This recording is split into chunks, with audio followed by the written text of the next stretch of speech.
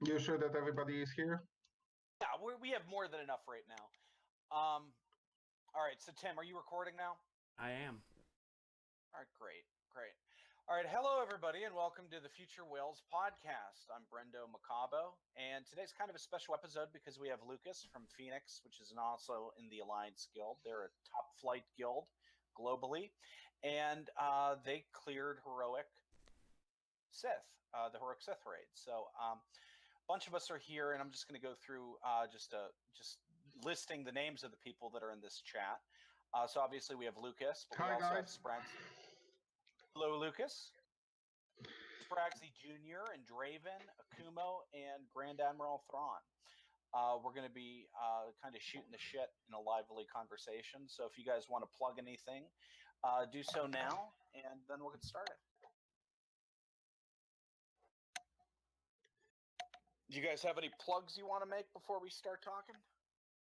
Sign up for join in the show notes. We'll make sure we have a link to the Alliance server and Sigma server. Join today. Sweet, yeah.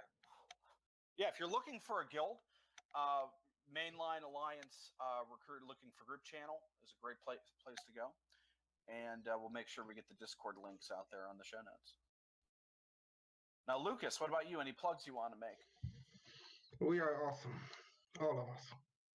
You're all awesome indeed. So, let's do it this way. Let's start with the sort of the meat and potatoes of why we're doing this, which is the Sith Raid Heroic Clear that Phoenix did. A lot of the stuff that happened with that is going to be irrelevant by the time you hear this, and we're going to have to adapt as a community to facing this raid. But let's kind of go through and hit it hard, Lukas, about what you guys did going into the Sith Raid and how you handled the heroic on it.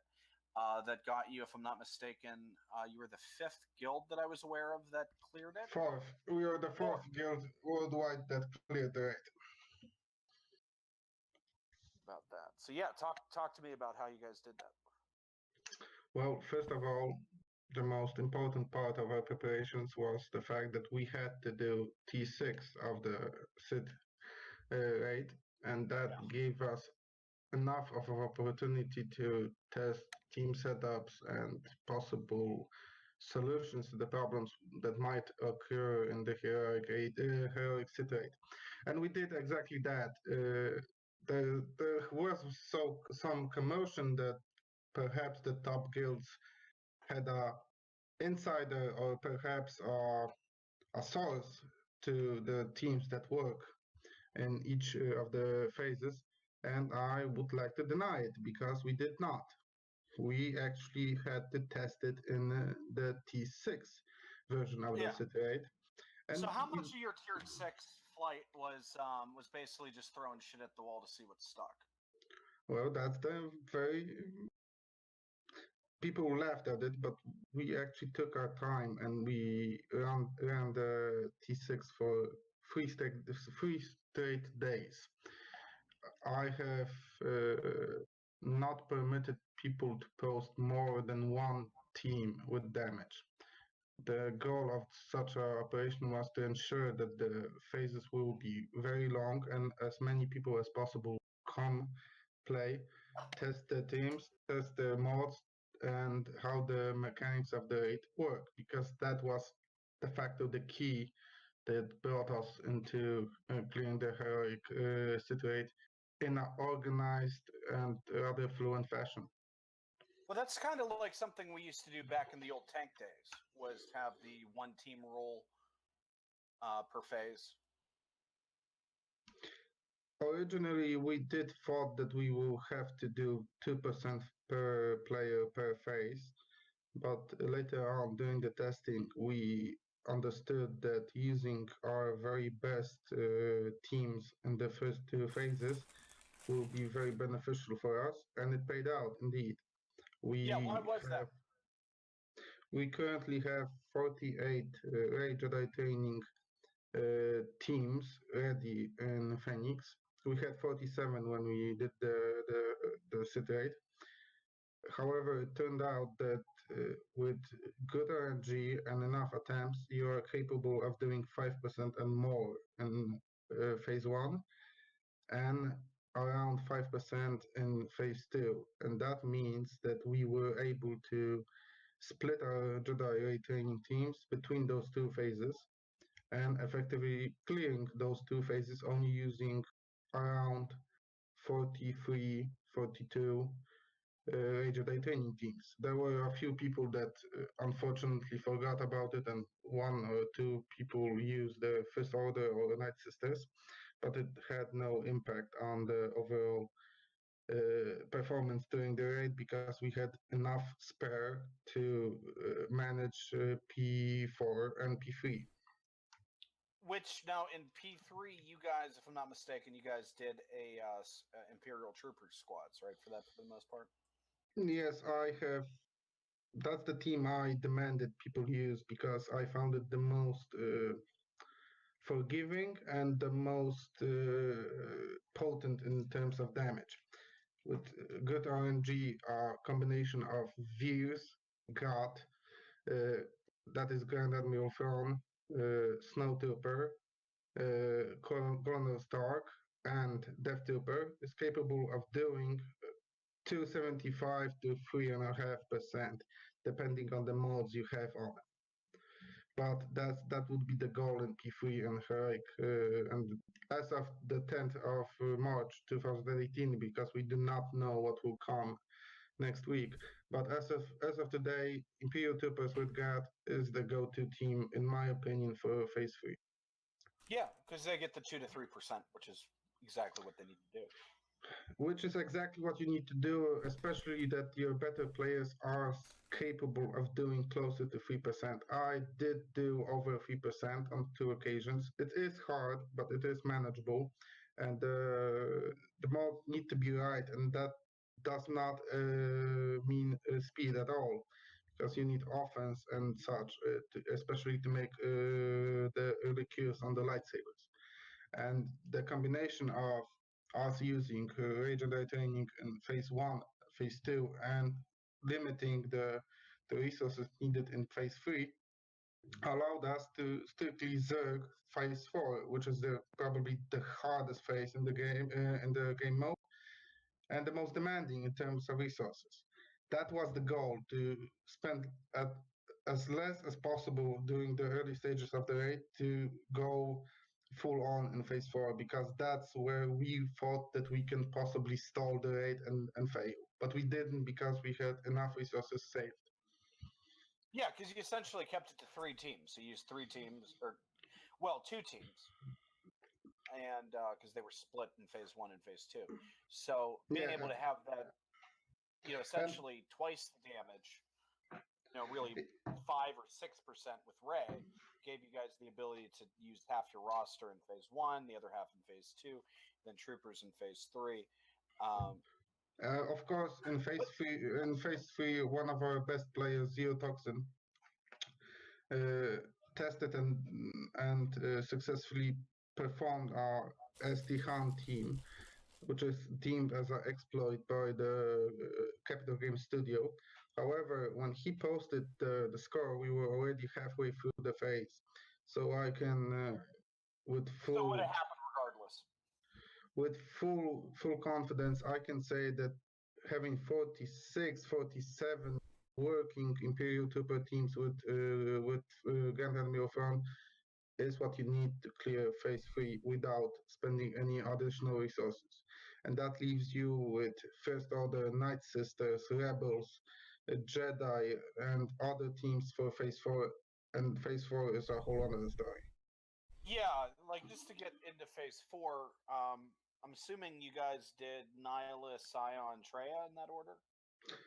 The first order of business is in phase 4 is to focus on Darth Nihilus. He is the most menacing raid mechanic I have ever encountered, especially in Star Wars Galaxy of Heroes. He's capable of two-turning your entire team. He takes one turn, and the other may be the very end of the entire attempt. So getting him out of the picture is the most important thing. A guild that is trying to clear the Heroic Sith Raid, that should be the main goal, because afterwards Zion is hard, but not as hard as Dark Nihilus, and Treya is fully manageable, even if she is very fast and hits very hard. You can still Zerg it. You can still Zerg it, and you can still get your 2% per player in phase 4. But getting Dark Nihilus is the most important thing. And people often look the pass on this because they do not fully understand the mechanic.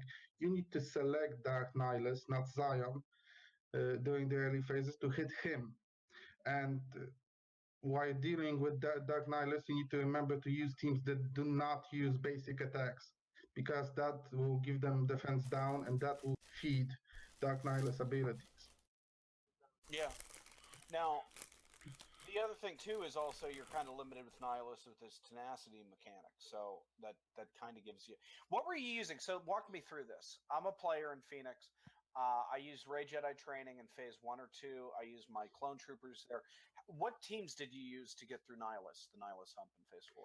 You use Imperial troopers, not clone troopers, in phase 3, and in phase 4, at least our top players used First Order teams under the unmasked Kylo Ren version.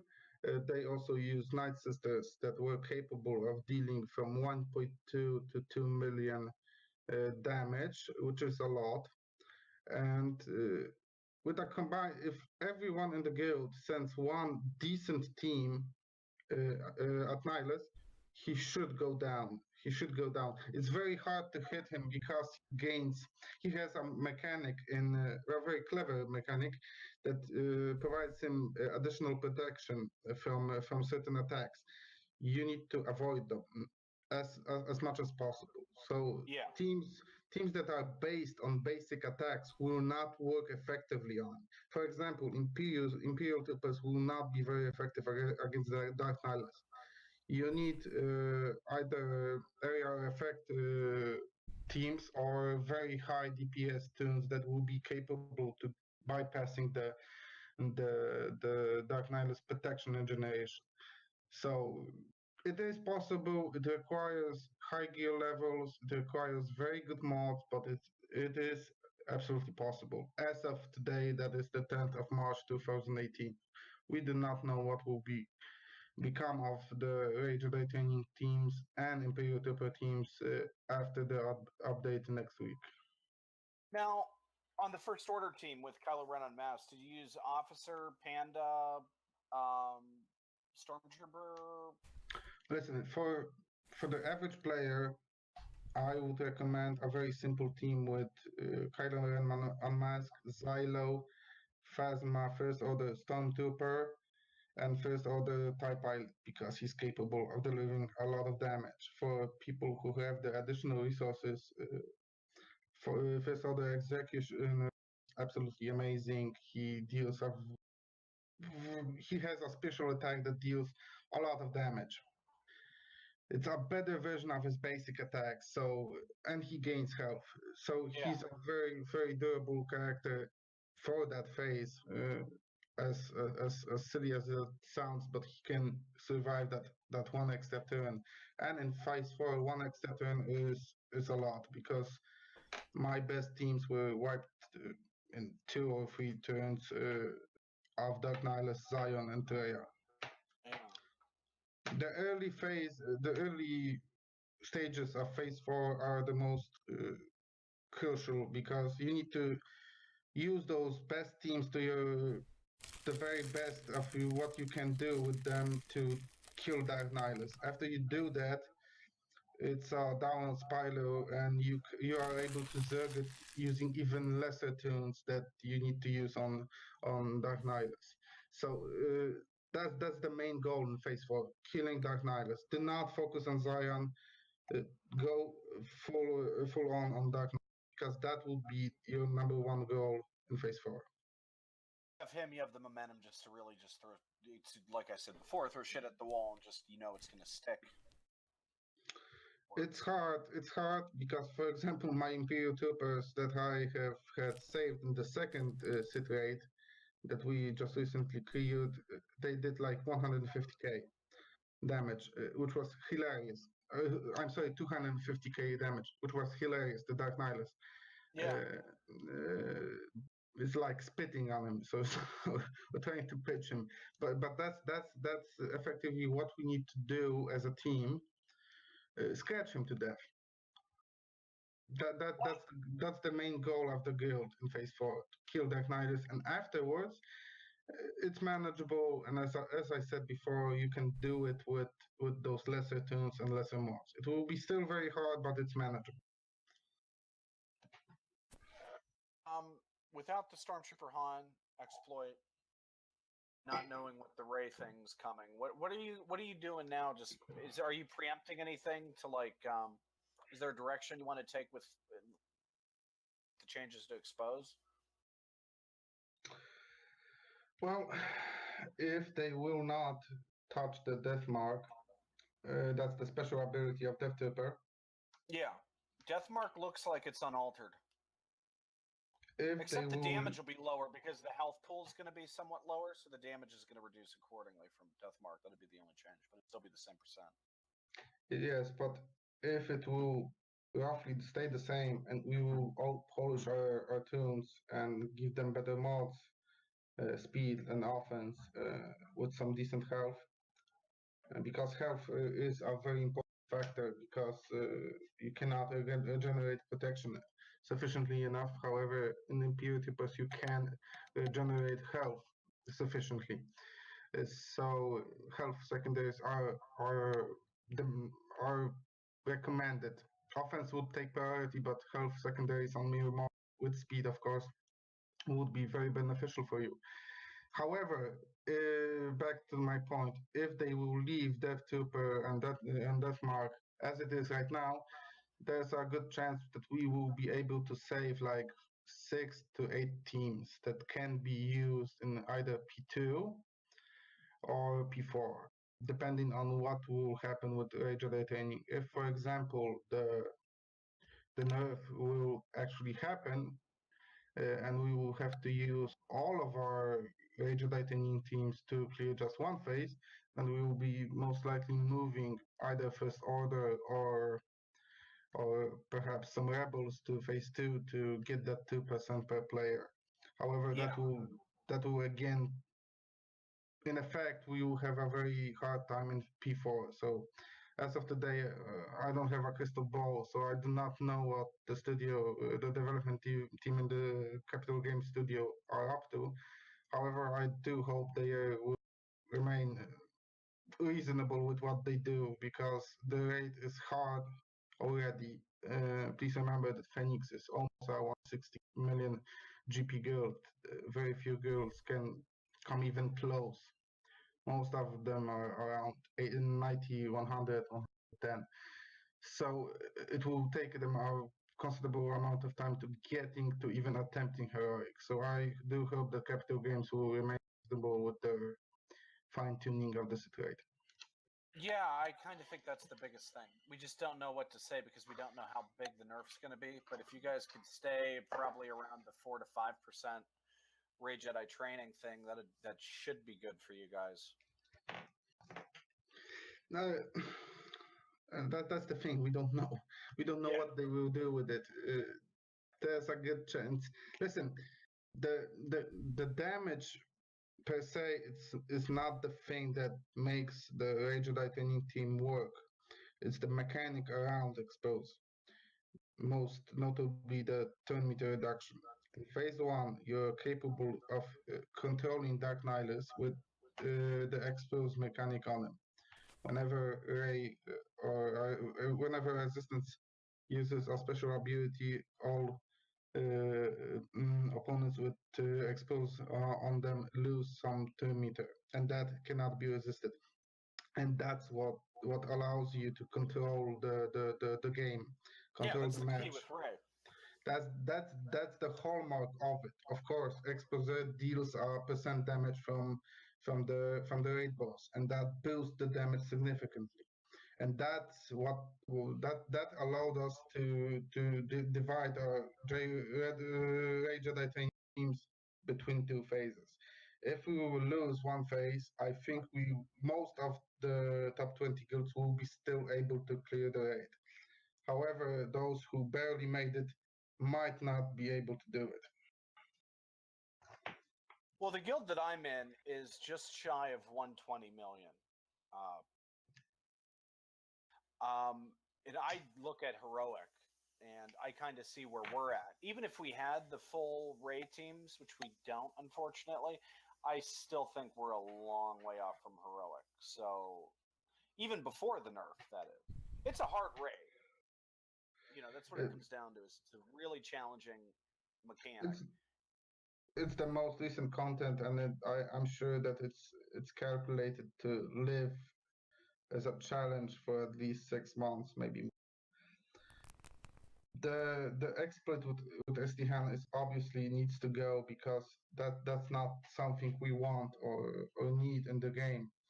It is a fresh raid, and if it would be so easily beatable with a pretty old tune mechanic, well, that's clearly not as intended. However, messing with the exposed mechanics, that's a tricky thing to do, and I do hope that CG knows what they are doing, because this will have a major impact on all other raids, particularly the AT. Yeah, it's going to be a huge deal in the AT. I kind of wonder though, like if you look at like the way they list the requirements as they see to the raids, you know, like they're tuned clearly to be for younger guilds, but I don't see how a younger guild could even touch these without resistance, without expose. And you know, expose was the bread and butter of beating the tank. Expose had to be something that was tested in and out, and I just don't understand how they're acting like they're surprised by this. That whole idea that like because Ray works so well, it's keeping a diversity of teams to be used in the raid. It just seems really stupid and convoluted for me. Like I get not being able to see the Han thing come. That's something that I can legitimately understand as being a surprise. But the Ray Jedi training stuff is just, it really burns me up, because that's something they should have been fully aware of, and the raid should have been tuned for that in mind to begin with. I believe that this is related to the fact that Capture Games perhaps do not fully understand the changes the top guilds have undergone since the release of the territory battles and later on territory wars. For example, teams? Like specific teams? That's one thing, but also the growth of the player, and most importantly, the assembly of the guilds itself, because right now every top crew in the game requires a set of teams that are needed both in territory battles and in territory wars to successfully field our defense and offense. So those top guilds that have completed the Heroic Sith Raid, they are very well stacked. Those guilds have like 50 Ray Jedi training teams, and that's Ray Jedi training as a term is probably the most end content you can possibly get in Star Wars Galaxy of Heroes right now, besides Traya, because she was just recently released. But to acquire Ray Jedi training, you need to have BB-8, and to have BB-8, you need 5 7-star first order characters, and also you need to have veteran Han and veteran Chewbacca. Those are very hard farms. So the percentage of guilds that I will be able to field a significant amount of those teams will be considerably smaller. However, those top guilds, those top 20 to top 30, they will have the firepower to do it, regardless of the fact whenever they foreseen it or not. I mean, those guilds are packed with players who have scores around 70 collection scores. I mean, it's hard to imagine what more we should need to clear a heroic grade in Star Wars Galaxy of Heroes. Yeah, because the gear's maxed, the teams are there, the mods are maxed, the abilities are maxed, and all of those guilds consist of players that are highly active. in the game. So I do not fully understand what is the big surprise in the fact that the best teams in the game did complete it. Yeah, it's not like it's going to be uncleared for the first 6 months of the game. That's just not the way content works, unless they increase the level cap, unless they add a new gear tier. I mean, there's not much to do. I believe that the Heroic Sith Raid was tuned for a level cap increase, but it's not yet in the game as of today. Nevertheless, I believe the Heroic AT rate, for example, was cleared when it was released by one of the teams that just every player had to do 2% per phase, and it was cleared within few first days, exactly like with the Sith rate. So again, I do not understand the supposed surprise about finding out that the very best teams in the game, guild-wise, are capable of clearing the raid. It's pretty natural from my point of view, and I have been running Phoenix for almost 1.5 years, right? Right, like what Yeah. what GP are you at? Like 150 something like that? 160. Phoenix has 158.1 right now. Right, so everyone in the guild is like on average over 3 million GP. Like you got That is basically correct. everything. It should be no shock that with everything to throw at it, you're gonna clear it. Well, when you look at the guilds, there's really not a lot of difference. I mean, you're all going to the same place. The only differentiation really comes down to mods and players' luck with mods, because you're going to take all your characters to Gear 12. You're going to max them out and everything else. Everybody winds up at the same place. It's just you have a mob enforcer that's better than somebody else's that differentiates a top player.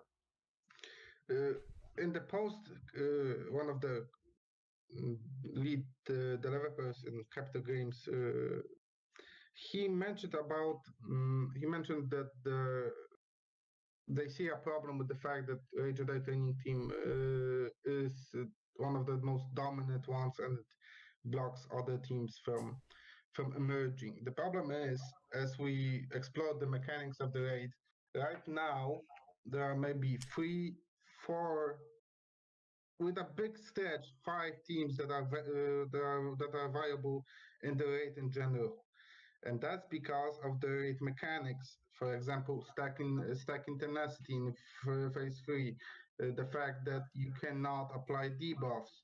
And I could go on and on. The fact that Dark Nihilus in the Heroic Raid can take another turn right after his Force Drain. They put so many mechanic stoppers in that raid that I honestly, as a very experienced veteran player, I cannot find many viable teams unless they change the mechanics themselves. So the problem is not Raid Jedi Training. The problem is the Sith Raid construction in terms of what is allowed to be used and what is not. For example, if you cannot effectively apply debuffs, you cannot use a debuff-based team like a Sith team. And I find it kind of hilarious because in the introduction of the Sith Raid, they mentioned something about a Sith fighting against each other. So they kind of suggested that dark side characters and teams will have some sort of advantage here. Yeah. And to be honest, barring First Order with Zeta abilities on leadership and Kylo counting all the time from his unique, I honestly don't see much. It's barring, of course, Imperial Troopers. For example, Zal or Zader or Zeta Palpatine, those teams are completely useless in the raid. Yeah, they're completely useless. They do not work because the team works around some sort of a debuff that has to be applied in large quantities. That's absent in the raid completely. So again, the problem with the raid Jedi teams are not the tunes, are not the resistance tunes, but the fact that the game mechanics, the game mode mechanics, prevent you of using other teams and other teams. Well, I'll say this much: it doesn't appear. I mean, they only changed, as I understand, they really only changed the expose mechanic. What makes Rage Jedi training viable isn't necessarily the damage from expose. It's the turn meter reduction. It's everything they bring to a table about actually having a mechanic that works to manipulate Nihilus. So if you can manipulate Nihilus, you can push through phase 1, and then the beginning of phase 4. So it's not so much that she's the only. It's not that there's a glut of her. It's that it's really the only mechanic that the community can use to actually get through phase 1. That right? is correct. I mean, you are capable of zerging phase 1 and phase 2. However, if you do that, you end up short in phase 3 and phase short 4. for phase 4. So it's a one-way street. If you take the expose mechanic and render it useless in this raid, we will end up with 2, maybe 3 teams that are capable of doing damage. Please remember that Dark Nihilus in phase 1 gains protection, so every turn and team based over basic attacks will be rendered useless. Yeah, earlier when I misspoke on clone troopers instead of Imperial troopers, I can imagine how poorly a clone trooper team would do in phase 1. I mean, their whole mechanic is based off of basics, so they hurt themselves more than they help themselves. One thing that I tried the first night that the raid came out, I just threw my Phoenix squad in to see how it worked, and I want to say that I got like 70 damage. I mean, it was insane. It was like. Great, yeah, for example, Phoenix, the team around the Phoenix, they do not produce enough damage to actually pierce the protection while he's regenerating, because there's not a lot of special attacks available. And furthermore, let's take phase 3, for example. Whenever there's a turn taken, your turns in game suffer a percentage of their health. I think it's based on health. Anyhow, for example, let's say a clone trooper team would be capable of producing some assists, and for whatever reason, they will be rendered useless after 1 turn because they will lose so much of their durability.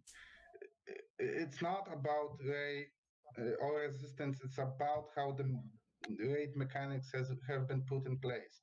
They force us only to use expose because that's the last, and not only expose, but in particular, this is about raid leadership. Yeah, because you're not using a Finn leadership; you're using Rey specifically. Yeah, that's the other part. Finn as a leader is dead in this raid. He cannot do anything. In the AAT, if you add BB-8 to our Zeta Finn lead, you can easily clear phase 4 of the AAT raid. So again, it's not about the damage or the fact that she's the only team or toon capable of doing so.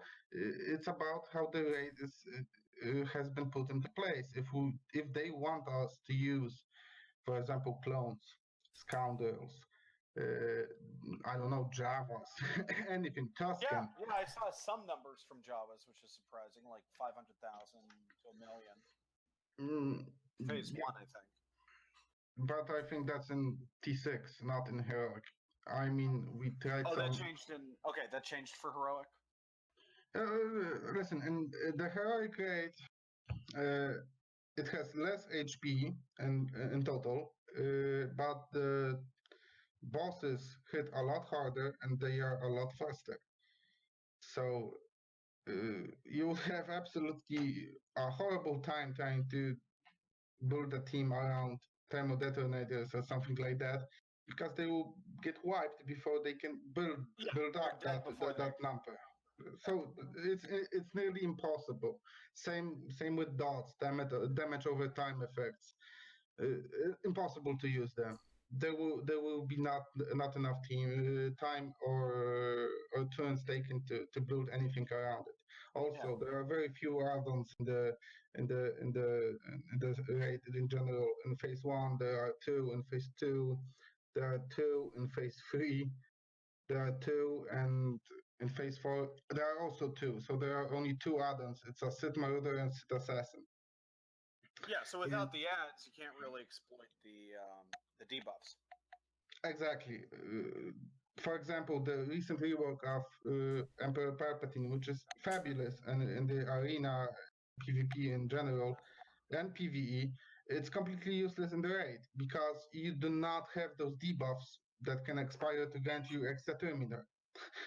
So again, we are denied another team.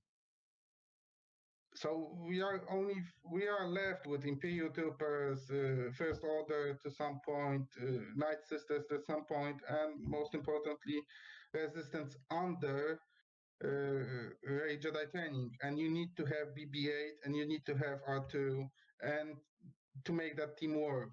That whole Resistance trio, R2, BB-8, and Rey is needed to make the exposure mechanic of Terminator reduction work. So without this, if they take her completely off the table, it's unlikely that any guild of any power level right now is going to be able to get through it. I suspect that the top 5 will most likely be able to zerg it because they have enough Curse and Underworld Police tunes at high level to physically go into the phase and pose like 50k damage. But my point is, at what cost would you ask that those guilds to? How much time investment is necessary to do a full zerg on it? I mean, to me, it's overwhelming. No, to me, it's absolutely ridiculous. I'm sorry, but that's it. That's it. It will physically not work. It will break the game. We need to have, and this is the best part about Rey Jedi Training Team. She is, for the most part, a pay-to-play character in Star Wars Galaxy of Heroes. You either had to be very lucky and very organized, or you had to pay money to get her. And that's the simple fact about it. So, taking away something that we have put us such a large amount of resources and time and commitment, taking away that from us only because it performs well, and it is our end game team, a very end game team that performs well in our end game content. Well, that's something I would have a very big problem with, because I would like to have my resources returned to me if such a thing would happen. Because why should I be denied the price for something that I put significant resources in? And it is a lot of resources. You cannot, I'm sorry, those are 4 Zetas. One per minimum, 5 at least, with the second Zeta on R2. Which is kind of mandatory, to be honest, because it clears the debuffs. So, yeah. I mean, the problem is not with Rey Jedi Training or Resistance in general and Expose as a debuff. The problem is how the raid was constructed, that it prevents us from using any other teams to clear it, and that's it. Importantly than even the mechanics of the raid, it's that I don't see there being hope in the game to go beyond that. Because if you think of the new characters that we've gotten over the past 6 months, I don't see anything beyond Rey Jedi Training having an impact on the raid. If you're talking about the First Order characters, I mean, they're good, but they're not great. I don't see Visas, I don't see Scion, I don't see any of the newest characters, Marauder. I don't see them being mechanics, having the kits to get through the day. That's the best part about it. All those 3 turns, except Baron Treya for now, but perhaps Sith Marauder and Dark Zion, the Lord of Suffering, the Lord of Pain. Scion is completely useless in the new raid. He cannot apply pain. No, he can't. He cannot apply pain. And that's his whole spiel. And that's the thing. That's the thing that drives him. And once you kill the add-ons, it's a done deal. You're English, dead. not Brendo's strong suit. Speaking is not. You see, English is not your first language, but it's apparently not mine either. No, that's okay. Shtick is what I was trying to say. I guess that's Yiddish, so my Yiddish is a little rusty, I guess. But Yeah. but that's the thing that I don't see. I don't see a relief in the game, like as far as new characters to support the new content. There's just not. And these are marquee event characters, so this is really where they make their money off of. I don't see a need to invest in any of these characters, period. That's the thing. For example, Sudmaruda, we were tempted and teased with footage from when he came out with crazy damage, like 40,000. Monster. No one can make that 40,000 happen. No. No, it is possible under certain circumstances, and you need to have a lot of debuffs on the table, and you cannot apply those debuffs effectively in the Sith Raid. So again, how? We can't use him. So this is Capital Games' fault. This is not that the top guilds have abused anything.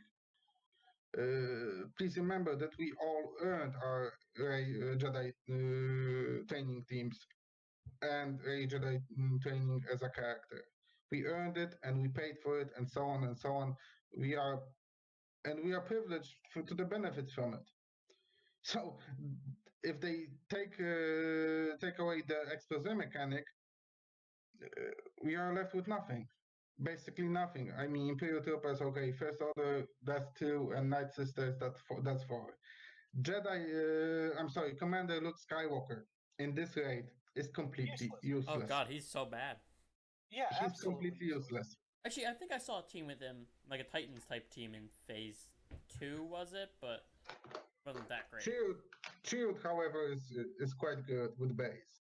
Shield and base there are some possibilities with that rebel duo, but the tune that the game evolved over the last, I would say, 6-7 months, maybe even more. Commander Luke Skywalker. I tried him in under very different circumstances in every phase, and he's completely useless. Completely useless. Even the damage output from him is not that good. You will get more from Wix combo than CLS because Wix will use a special attack. So again, it's not about the players having toyed with the raid teams. It's about Capital Games not seeing the fact that if you block every other mechanic in the raid, that the players will have to use the teams that are left. And there are only few. What do you think the logic is? So imagine, let's just go through this. Ray came out in December, beginning of December, you got Ray Jedi training. So obviously the raid is in the last touches, and they're using her, and they're well aware of what she's doing and what she's capable of in the raid. So you then release the raid, and she's the dominant team. And then where do you go? Like, if you take her away, she fits so well. They were like, okay, let's make a character with an insane amount of, he has protection regen. So what counters protection regen? Health immunity. Well, how do you get health immunity stick if you have millions upon millions of tenacity on this character? Oh, you just put in unresistible, health down debuff, or health immunity debuff, and an irresistible turn meter removal, an irresistible expose. Like, these two projects were going on at the same time, and somehow at no point did they stop and say, well, these kind of work so well together, they're going to be so hard, let's not do this. That's the thing. Great Jedi training teams emerged during the era of General Zeiss in the arena. The problem with General Kenobi and Zeiss as a duo is the fact that it makes General Kenobi virtually immortal. And thus, they fitted in a mechanic with a health block that cannot be cleansed, and so on and so on. But this has consequences further on in the game. Just in the early days of the city raid, Rancor raid, Tibo was the main thing, and later on clones in the AAT. And when Jedi Ray came along, she's able to auto phase 3 and phase 4 of the AAT raid. That was a conscious decision they made, and we followed them and put our money and resources into it. And now they are basically saying, well, guys, this is not exactly what we envisioned, so all deals are off the table, and we will just take it away from you. I'm sorry, but this is not how things work in the real life. I personally put real life money to acquire Jedi Ray training or whatever. So I would be angry, disappointed if someone would take away my price for the resources I put. Unfair. Well, it is unfair, and it's also just sort of like you responding to the obvious direction in the game. I mean, the way they set the mechanics of the raid up, you don't have the options to do really anything other than Ray, and there's no replacement for Ray on the horizon. Exactly, and even if they envision that in 3 or 6 months they will release a combo that will be able to master the raid, we still need to play it for the next 6 months. And taking away the very few teams that are working is clearly not the way to go. And it's not like and it's supposed to be challenging, but it's supposed to be playable. And if you get to the point where the top guilds in the game can't clear the content, I think you're just shooting yourself in the foot. It's not that it should be given away, it's that you should have, when you've maxed everything, what more can you do?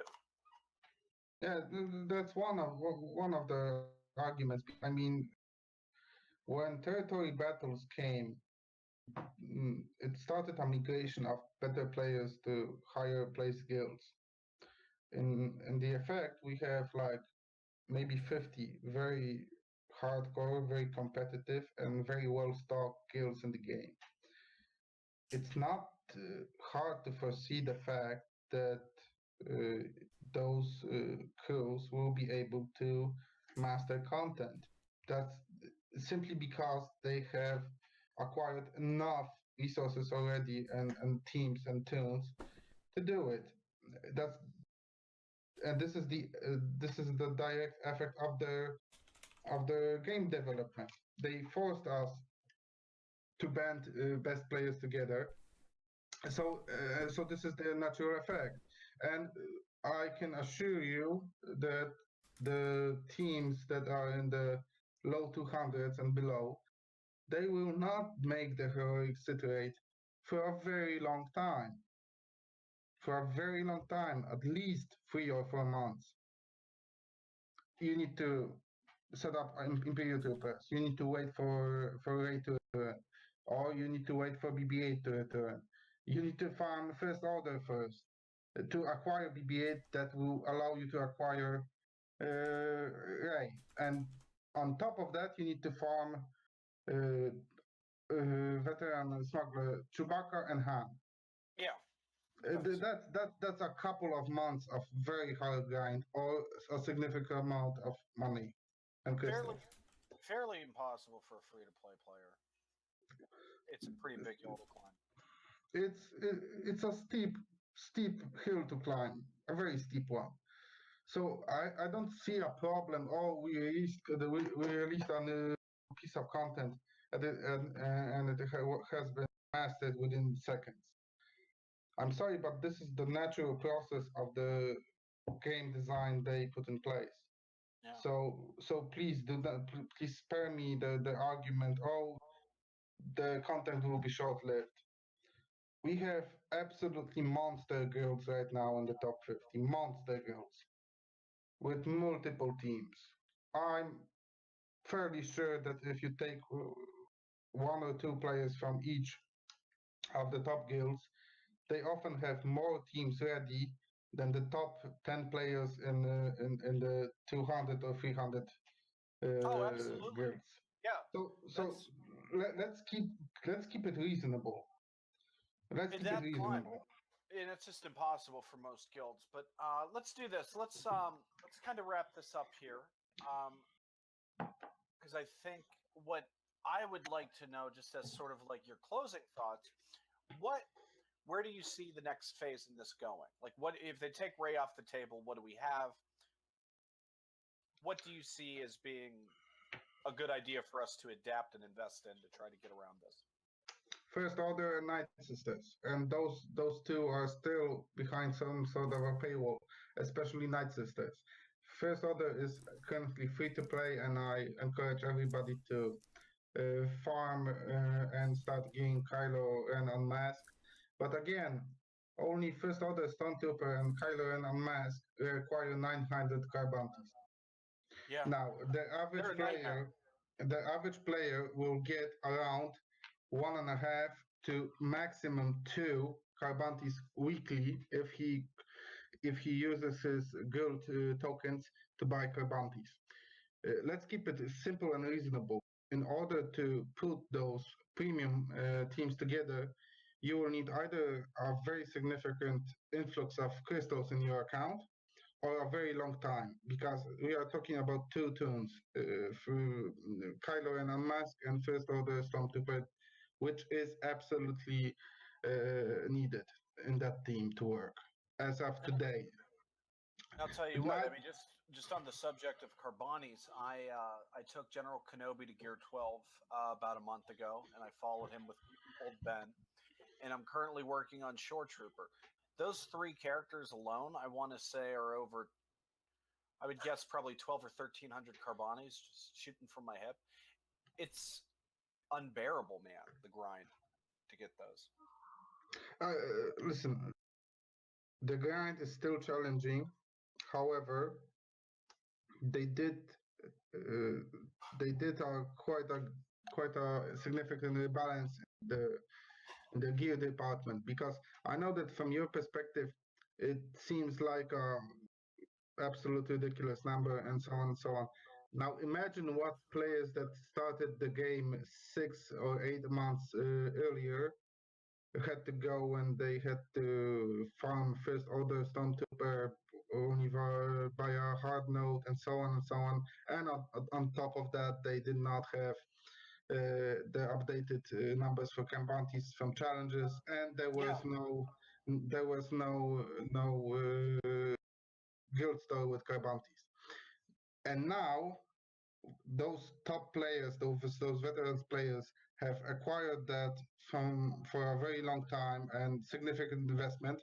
And now there are some voices that they should not have cleared the content so fast. I'm sorry, but if not us, then who? Yeah, then who?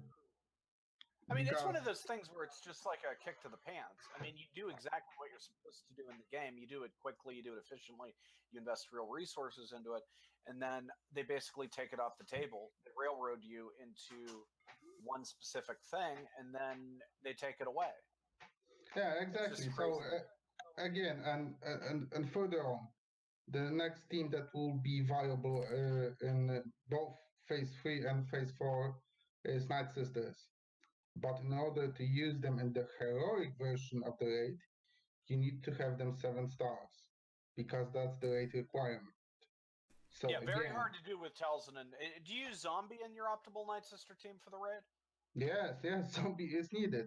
Yeah, so you have 2 characters that are behind a paywall. You can, in theory, replace Zombie with Talia to some extent. But again, gearing Talia is another very questionable thing. She does not work very well. So the amount of limitations put in the raid are horrendous. I mean, granted, it's hard to make a new raid like an old one, because it would completely beat the point. But again, you need to keep it playable. It's supposed to be challenging, but it needs to be playable. Yeah, not impossible. Challenge. Not impossible, but playable. So again, if the very best teams and players will be left with nothing, then what's the point of us having all of that and investing our time and resources? I understand that capital games must keep the content fresh for as long as possible because we had a drought in content for a good while and it cost us many great players that have left the game and never returned. But again, let's keep it reasonable. We need to have teams or synergies that are workable and that we can play the game. If you just render us useless as players and all of the resources and tools we acquired over time, what's the point of us playing it anymore? Well, I think on that note, I will say, if you don't already have Ray Jedi training, get Ray Jedi training, and give a hard look to the Night Sisters and First Order, which means as soon as Talzin and Zombie eventually become free to play, those would probably be the two highest priorities your average player has right now. And don't forget your Imperial Troopers, which, if you don't have already, you definitely should have because of Pro Grid. And Grand Admiral Thrawn. That has proven himself a very useful support character and a leader. He's probably one of the few Empire tunes that are up to par with light side tunes in the game right now. In terms of utility... And on the subject of... And Carbonis, utility and Carbonis, he's at the top of the list. That's true. But again, it is how it is. So again, if all of those players that have acquired those Carbonis from a magical source are being stripped from the ability to use them, then what's the point of playing the game? I mean, we paid a price and we should get a prize, right? Yeah. So I absolutely do not see any viable other solutions for capital games, but just to leave Ray and the explosion mechanic as it is, because as long as I'm concerned, it's exactly working as intended. Working how it worked since they redid Expose. Exactly. And when you take resistance on the table as a faction, if you take or seriously diminish the expose mechanic or the expose debuff as itself, what's the point of having resistance in your roster anyway? Yeah, and they were also one of the few free-to-play ways to go through the tank. You know, if you're smart. Exactly. On that note, what was that, Lucas? I do not see any other viable solutions. If you want to, at some point, fight the Heroic 80, if I was in a middle tier guild, I would instruct my fellow gamers to farm Imperial Troopers, get your basic Night Sisters up and running, get your First Order in your plans. I'm not a fool. I know that gearing First Order is a monumental task, but keep them in mind and somewhat in your plans. Absolutely have both Chirrut and Base, another de facto pay-to-play character, but still they are needed. Yeah, they're still fantastic. Yeah, exactly. Listen, guys, this is absolutely our end game content. It's meant for only a few privileged, but as it stands for today, we do not have enough utility tunes and usable team compositions and synergies to foresee any fluent way of clearing it. You need to have the firepower. So if they take the firepower that's left in our rosters, I do not see the raid as being playable at all. I would agree with that 100%.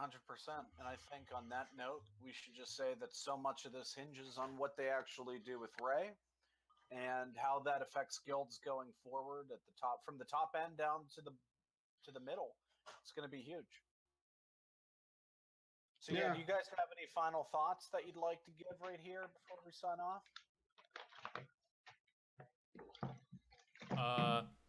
No, we basically covered everything. I just Yeah, hope they I make. thought that was good. I just hope they make a lot of things better because this raid should not be so insane. Yeah, I mean it's tough. It's a bear of a raid. I'm happy with a difficult raid. I'm not happy with an artificially difficult raid, which is what this is. Yeah, it just eliminates your roster depth that we've worked so hard to make over the past couple weeks and months, and through the back half of the year. It's just kind of funny. They made the same mistake they made initially with the T6 AAT. I remember the days, probably many of you listening here, but I remember the days when there were girls that had one T6 AAT running for 5 to 6 months before it was nerfed. They have made that mistake again. I have played the T6 raid, and the amount of health in it is proportionally unbalanced. So if the argument is that only top girls should be competing T7, which I agree, then who should be doing T6? Unless we are supposed to play that raid, I say we, but perhaps those medium developed guilds, are they supposed to play that raid for 3 or 4 days? Especially when you take reportedly the expose mechanic away from them. We are running ourselves into a wall very soon. We will be left with an unplayable raid, especially in guilds that are not so well staffed as, for example, Phoenix or the Alliance Alpha or the Alliance Oro or the Alliance Pi or the Alliance Xi, and so on and so on. There's a lot of players that should be allowed to play the game, and especially new content, without making it unplayable and very unpleasant. So I do hope that Capital Games will be reasonable with what they do, even if they want to. Because there's outside of those top 50 or top 100 guilds, there's a few thousand other guilds that also would like to play the game, in my opinion, and they should be taken into consideration. Yeah, and they don't take them at all. They don't have a chance in hell to play. Yeah, so if the Alliance Fanes will suddenly have a very difficult time clearing the Heroic Sith Raid, then what will all of those other players have to face in the lower tiers? So either make T6 a very easy or manageable raid tier, or get rid of it completely. Back to Dante, as far as the average mid-tier guild's chances in the Sith Raid, which is abandon hope, all ye who enter. Yeah, I mean, it's the rate needs to be balanced. For every type of player, they have put 7 tiers in that rate. So either they envision that those middle guilds will be doing T5 or T4, or T6 needs to be rebalanced as well, if T7 will be rebalanced. There needs to be some logic behind it. Right now, this is very imbalanced and it should be reworked, especially the health pool and perhaps the damage dealt in T6. Because T7 is that's the end game content, and we all agree with it needs to be very challenging. However, it needs to be still playable. If they take away all of our tools to clear it, well, what's the point of playing it? But I'll tell you what, on that note, I'm going to take the time here to sign off, and I just want to thank Lukas from Phoenix for joining us today. And Thanks, future guys. werewolves. Yeah, it was a pleasure. Check out the Alliance and check out Sigma. Links in the description. All right, so on that note, we're over. Podcast recording done. Lucas, dude, yeah.